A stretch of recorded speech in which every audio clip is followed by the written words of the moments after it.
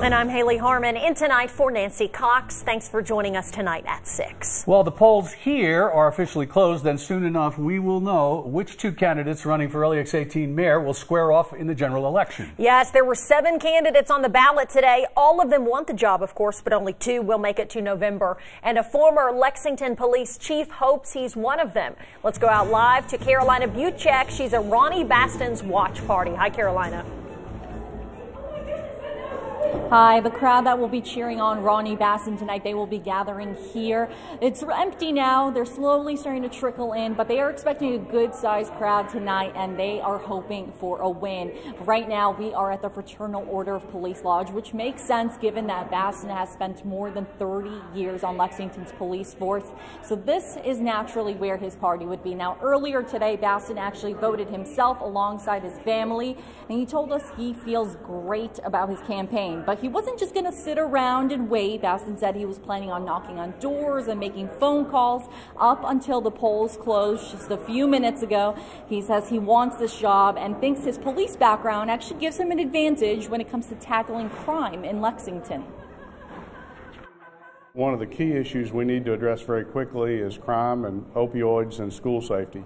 Those are issues that I feel very comfortable with. I've spent a lifetime dealing with those.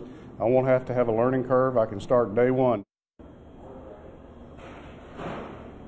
So right now they are waiting for the crowd to file into this room, and all eyes are going to be glued to the television, waiting eagerly for those results. Covering the news live in Lexington from the LEX Mobile Newsroom, back to you. Well, it is a diverse group of 7 people running. You just heard from a former police chief. How about a former mayor and current councilman as well? Also have a former vice mayor in there somewhere. Steve Butera continues our Decision 2018 coverage from outside the government center. Steve. Hi guys, well we should mention, as you guys already mentioned here, we should be getting a clear picture on the front runners for the mayoral race within the hour. You guys have been talking about the fact that polls closed here in Fayette County just a few minutes ago, and this has been a very diverse race here with 7 different candidates running to become Lexington's next mayor come 2019. Now earlier today we got a chance to speak with current council member Kevin Stinnett as he made his vote this morning. He was the first person to file paperwork for the mayoral race. The 14 years as an Urban County council member, he says that he feels great running up to today's primary vote, saying the city is responding to, and I quote, common sense leadership, end quote. And it's been impressive, and he wants to continue that momentum. Here's what he had to say about that earlier today. I want to keep getting things done for the neighborhoods that I started this with 14 years ago. I want to do it for all neighborhoods in Lexington. I want to do it for our children and for our businesses who create 85% of our revenue for the city.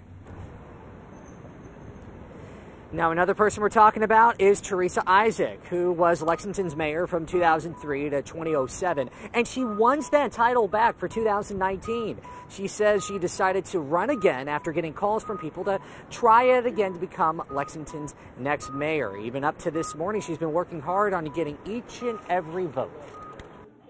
I've been at Tally-Ho this morning getting the vote out, and everybody was positive there, so I'll be phone banking all day today to make sure we turn out our vote. Now, just to reiterate on exactly what happens here for Lexington's mayor's race, now votes are about to get tallied. Again, they just closed a couple minutes ago here. The polls closed a couple minutes ago. The top 2 vote getters here, there's 7 candidates. The top 2 vote getters will go on to the general election come November. For now, we're covering the news live in Lexington from the LEX Mobile Newsroom. Back to you. Thank you, Steve. We're also keeping a very close eye on Kentucky's 6th district congressional race. And of course, the Democrats vying for the chance to challenge Republican Andy Barr this November. So let's turn things over to our political analyst, Bob Babbage, with his insight into one of the day's biggest races. Bob, couple of things. What does it say that Amy McGrath has her watch party in a shopping center in Richmond? It's a different approach. Her whole campaign has been a different approach right from the beginning. Remember that first video that went pretty much viral, and other great video presentations since then, including her closing. The great campaign has answered back as time has gone on with a more effective advertising campaign. Reggie Thomas, not well funded, didn't really make that TV presence. But it's a different way to see a campaign. It's not the traditional Lexington look. It's out there a county away. What is the Reggie factor in this? The polls say takes more votes from Gray, I would assume, yeah. Right, particularly in the Lexington area. So that's a 2 or 3 point difference, 4 point difference. If he gets a half a dozen points, that's somewhat the estimate, somewhat heavily what the polls are showing. Yeah, I understand you're talking to a lot of sources, taking a look at a lot of polls. Yeah, how are you feeling right now, or what are you hearing as far as how this race could shape up as the night goes on? Little bitty squibs of information. I know you're working those sources, Bob. Well, what a difference a term makes. 4 years ago, we didn't have this level of excitement in a mayor's race. Yeah. And 2 years ago, we didn't have this kind of excitement in a congressional race.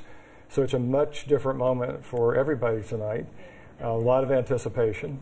And for those who follow politics, the 6th district could be a nationally significant race for sure. In fact, it'll be reported nationally extensively. But if there is an upset there in the perception of voters and journalists, this will be a big deal. Okay, well, we will see how it shapes up. It's going to be an interesting night here. So, Bob, thank you as always for your insight. We appreciate it. Numbers coming in soon. We'll have those for you in just a couple of minutes. Yes. But let's move on to Andy Barr. Yes, let's do it. The race for Republican Andy Barr's 6th district congressional seat getting lots of attention, of course, here at home and across the country. Again, many predict a close race between Democrats Jim Gray and Amy McGrath. 4 others also running, but Gray and McGrath are considered the hands-down frontrunners, and that looks like the way it's shaken out. LEX 18's Lee Searcy begins our coverage. She's at the Gray camp in downtown Lexington. Lee. Well, Kevin, hello there. Many people, as Bob was saying, are watching this race closely between Jim Gray and Amy McGrath, and Jim Gray knows it. Early on, he was a strong favorite, but McGrath has definitely caught up with him. Still, though, Jim Gray will tell you he is upbeat and the best person for the job. Why? He'll tell you it's his experience as a successful businessman and his nearly 12 years as mayor and vice mayor in Lexington. We caught up with Gray early this morning when he voted at Harrison Elementary. He was asked about his recent negative campaign ad, pointing out the fact that McGrath is running for Congress in a district that she has only lived in since last year. Some say he must be feeling the pressure, but Gray tells us it is what it is. I've spent half my life in this district, and you try to learn when you're in a district. You try to learn about a district and about the people and about what they care about. And I think that's important. So bottom line, Jim Gray says he is by far the best person for the job, and he hopes that he will be giving a victory speech up on that stage later tonight. Back to you all in the studio. Okay, Lee, thank you. Well, the candidate many feel is a real threat in this District 6 primary race is going to be with her supporters in Madison County tonight, as we've mentioned. Yes, Amy McGrath, of course. LEX 18's Michael Burke is at the University Shopping Center in Richmond with more. Hi, Michael. Hi, Haley. How are you tonight? Amy McGrath arrived at 9 a.m. sharp at her Georgetown voting location, and she was giving off a very quiet confidence about her chances here today, but stressing that she was not overconfident. McGrath, as we all know, was a virtual unknown until about late July when she announced her candidacy, and then LEX 18 first spoke with her on August 1st. So it's probably fitting that tonight's supporter party is a simple potluck. Amy has made a lot of noise on this campaign trail and might have a real shot at winning this primary nod to potentially run against the incumbent Andy Barr in the fall. There's really no more campaigning, as we know, that can be done now. Just sit back and watch the results. I mean, who wouldn't be nervous? I think that it's just a natural thing to be nervous. I'm confident. I'm not overconfident, and you know, we put in the hard work, and the message is out there, and I'm excited.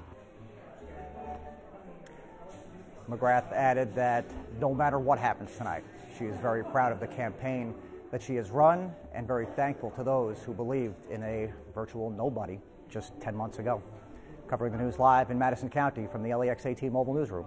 Let's send it back to you. Okay, Michael, thank you. Kentucky's 6th District Congressman Andy Barr cast his absentee ballot from Washington, D.C. Barr is expected to win the Republican primary against newcomer Chuck Eddy. We'll hear from Congressman Barr live tonight during our hour-long election special, which begins tonight at 7 p.m. Let's take a look at some of the other big races of the day in Fayette County, beginning with the State House 88th District. We have Gail Swanson. We have 0% of districts reporting right here as of now. We're trying to get some of these results in. It looks like they're not in at this time.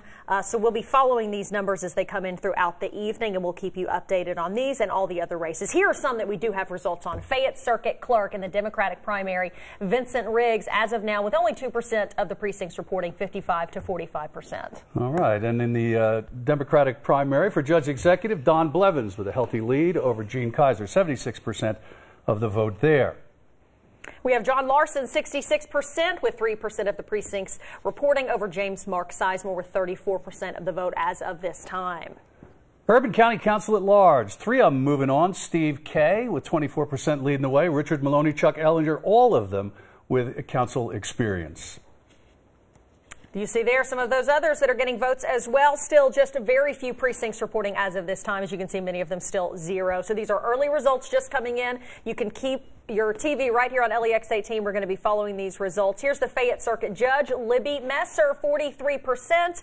Eileen O'Brien, 27% of the vote as of now. And you see them as follows there on your screen. And as those results come in, you can keep up with the latest numbers on our website, LEX18.com. You can also get that information when you're on the go, our free LEX18 News app. Meanwhile, the LEX18 News staff hard at work in the Decision 2018 Election Center tonight. They're making sure we have the numbers as soon as they come in, and you'll also be getting them at the bottom of your screen and on our website. And tune in at 7 tonight for our hour-long special coverage of Decision 2018. Hey, Kentucky's Matt Jones and LEX18's Lee Cruz join us with special insight into today's biggest races. And after that show, we'll continue to bring you the latest numbers and candidate speeches live online at LEX18.com.